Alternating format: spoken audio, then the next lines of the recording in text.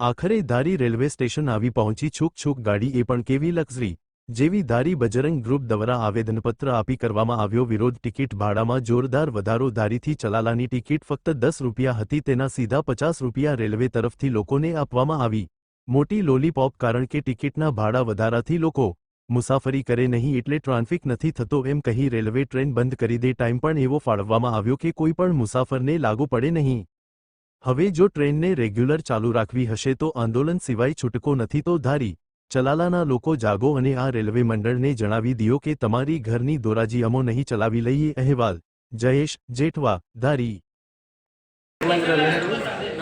રહેવાસી હાલમાં જે રેલવે દ્વારા જૂનાગઢ ચલાલાથી જૂનાગઢ ટ્રેન ચાલુ કરવામાં આવેલ છે તેમનો સમય અત્યારે બપોરે 1 વાગે જૂનાગઢથી ધારી આવે અને બપોરે 2:30 થી 3 વાગ્યાની આજુબાજુ ધારીથી પરત જૂનાગઢ જાય તો એ વિદ્યાર્થીઓ જૂનાગઢ અપડાઉન કરતા હોય એના માટે એ સમય યોગ્ય નથી.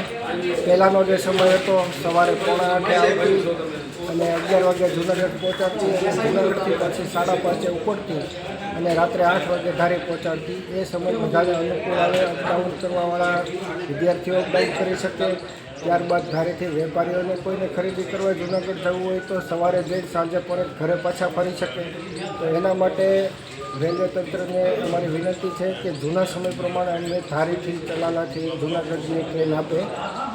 ત્યારબાદ જે જૂનું ભાડું હતું એ ભાડું પણ જૂનું યથાવત રાખે. અત્યારે સ્પેશિયલ ટ્રેન આપી અને અમને ચલાલાથી ધારીનું 40 થી 50 રૂપિયાની આજુબાજુ ભાડું કહે છે.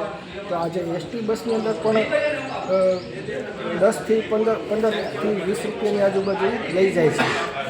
તો આજે ટ્રેનમાં મુસાફરો કેવી રીતે મુસાફરી કરી શકે? આ લોકલ માણસો માટે છે, આ નાના ગરીબ વર્ગના માણસો માટેની ટ્રેન છે અને આ મીટર ગેજ છે, બ્રોડ ગેજ લાઇન નથી. તો મીટર ગેજમાં લોકોને સગવડતા જળવાય એ હેતુથી અમે લોકો અહીંયા અત્યારે ભેગા થયા છીએ.